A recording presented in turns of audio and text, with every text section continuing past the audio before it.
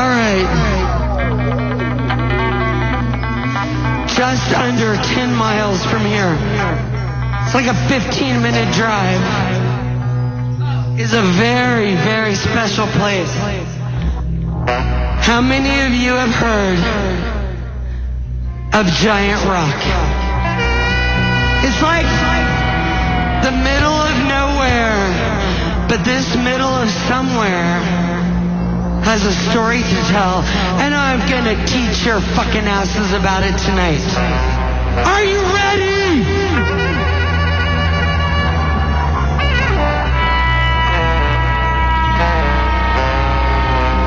All right, Giant Rock.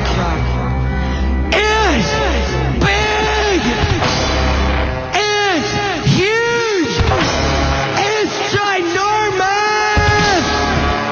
Yes, it is. Oh, I'm gonna look here. We're gonna have total stats here. 7 stories high, 25,000 tons, 58,000 square feet of ground. Yes. Giant fucking rock!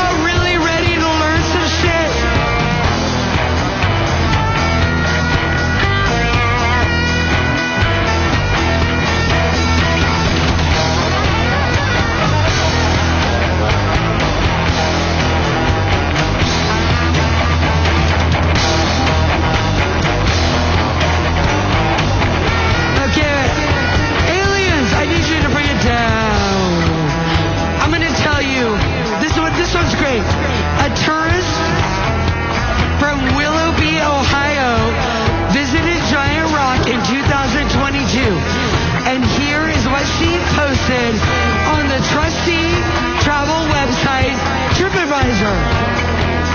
I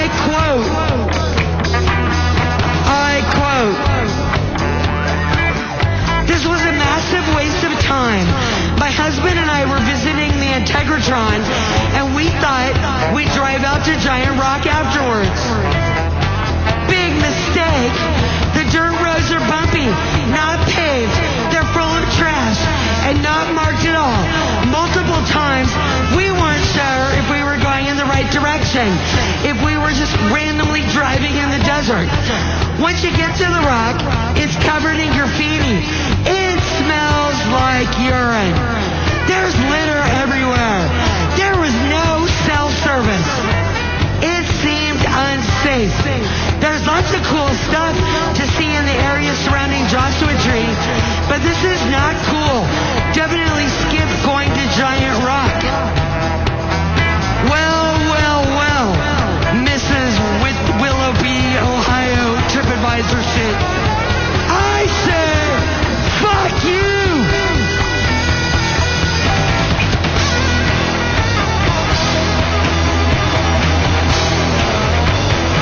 Giant Rock is hallowed ground that needs to be respected. Oh my God.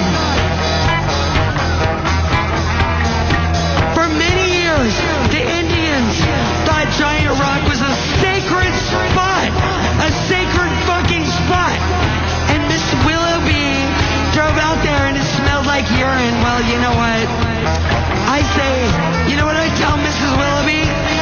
Go to Joshua Tree, to the auto camp, and camp in one of those little silver things where you can talk on your cell phone all fucking night, and you can get a drink at the wine bar, snuggle into your goddamn fucking little fake auto camp shit.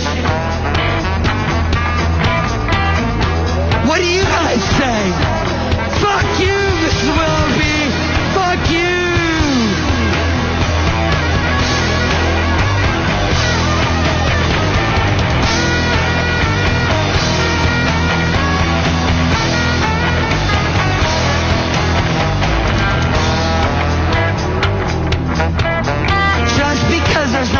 fucking guided tour or a plaque at Giant Rock that says it's a special place does not mean it should not be honored and respected.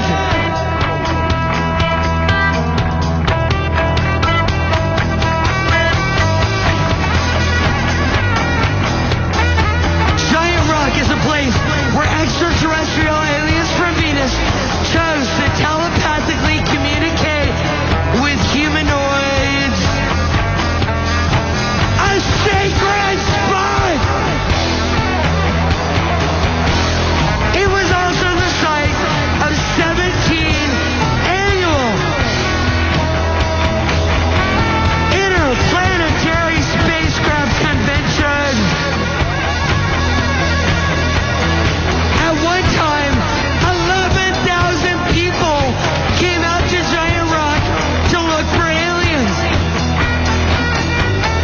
But Mrs. Willoughby is worried about the smelly urine. All right, well, fuck you.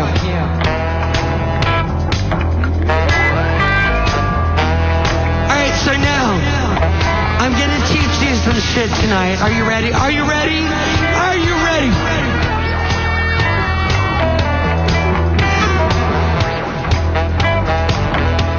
The Giant Rock interplanetary spacecraft conventions would never have happened if it weren't for a man named Frank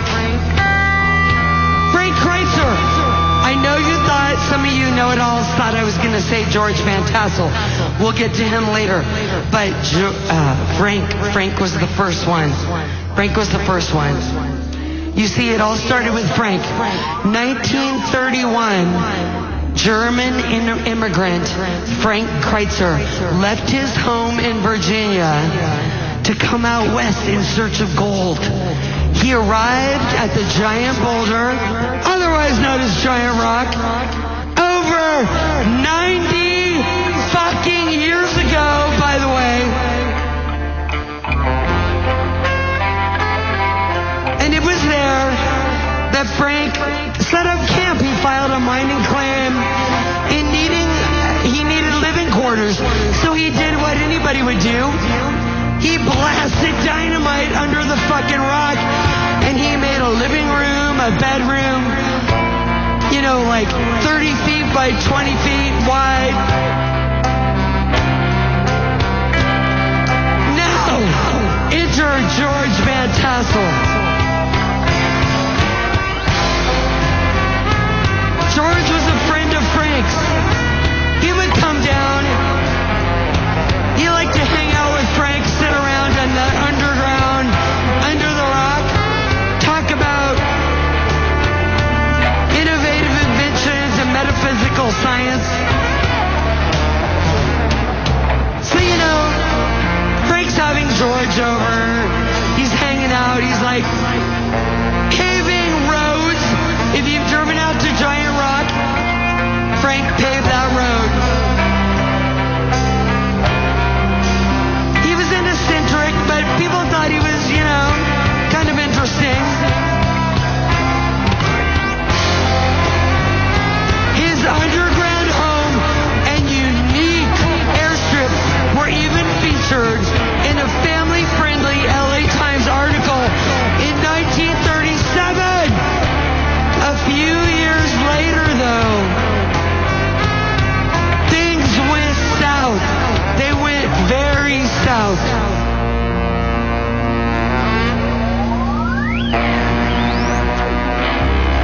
It all started with some pre-World War II paranoia. Everyone thought, you know, Frank Kreitzer is German.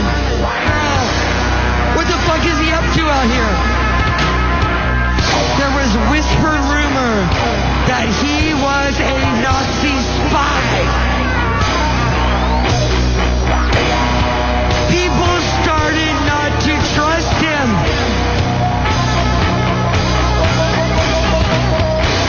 And then, in 1942, there were some thefts around the area. Thefts of gasoline, dynamite, and mining equipment. And guess who got put on the chopping block? Poor Frank.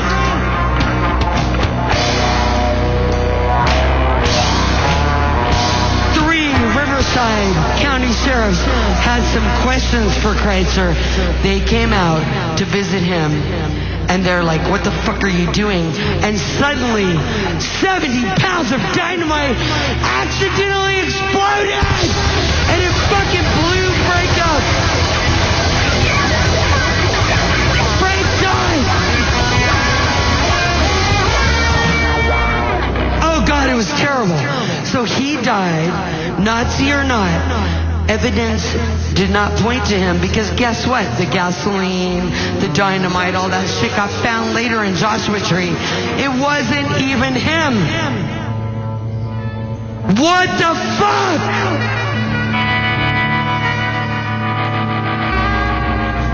But his friend George, who we're going to talk a lot about, he was devastated of hearing about his friend's death, and he was like, oh shit. And he realized Frank's desert digs were available. And guess what?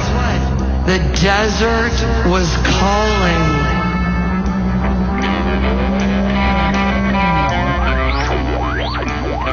So George Van Tassel applied for a permit to operate an airport at Giant Rock. And in 1947, George, his wife Eva, and their 3 daughters all moved out to Giant Rock. They began their new life running the Giant Rock Airport and Cafe. Eva's tasty hamburgers and apple pie were very popular with the locals. Life was pretty normal. George was hanging out. But all that was about to change.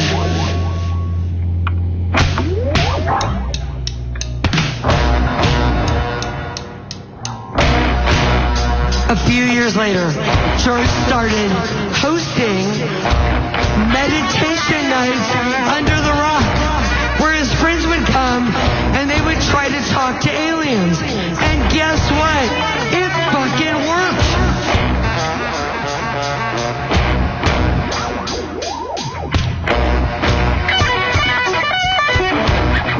They started receiving telepathic messages from the aliens.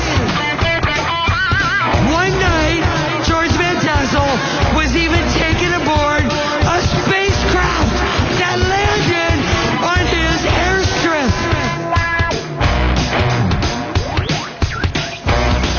The aliens told George secrets about telecommunication, immortality, and they warned Van Tassel about the dangers of testing atomic and nuclear energy on Earth.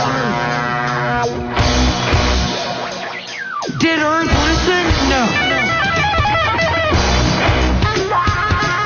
To help get the word out, George Van Tassel started hosting the Interplanetary Spacecraft Convention.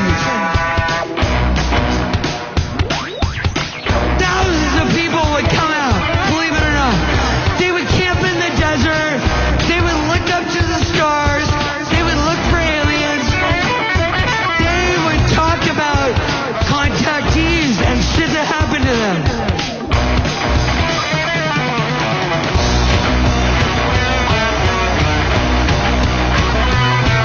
George Van Tassel also wrote books about his telepathic conversations with his friends from Venus and other essays on esoteric philosophies. Remember, it was the 1950s. Do you think people thought George Van Tassel was fucking crazy? No! They did not! Because he had a reassuring voice and he was very conservative looking.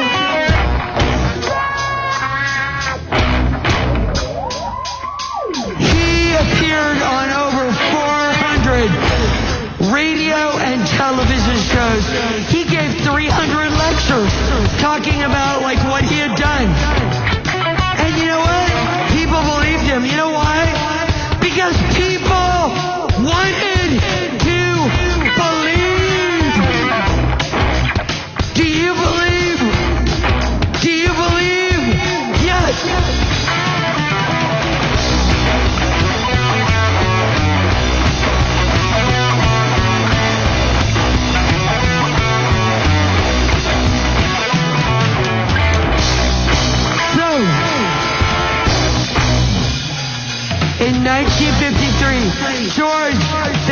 Council begin to construct the Integratron, which is very close by too.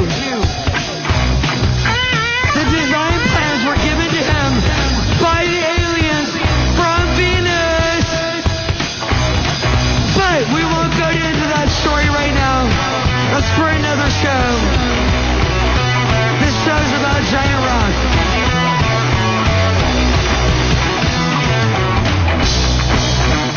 Sadly, before the Integratron was built, in 1978, George Van Tassel died from a heart attack.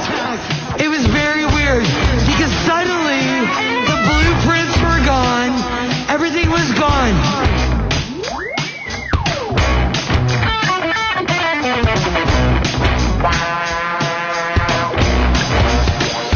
The Integratron building plans came to an end.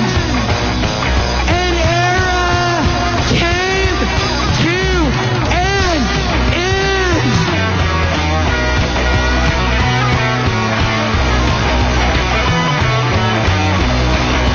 The giant rock interplanetary space conventions, they came to an end.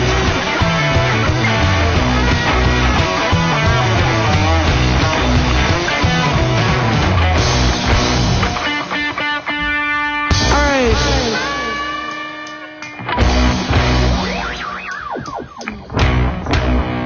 All right, so now I'm going to read you another fucking review from TripAdvisor. This one's better. Go see The Rock, says a guy named Mike in 2019. You may as well go see it. There's not much else to do. You don't need a 4x4, but the road is a whoop-de-doo rodeo. The Rock is totally cool. Just make sure you don't get abducted or probed by aliens. Well, Mike, I don't want to get abducted or probed, but I really would love to talk to some aliens from Venus. Wouldn't you? Oh, yeah. So I say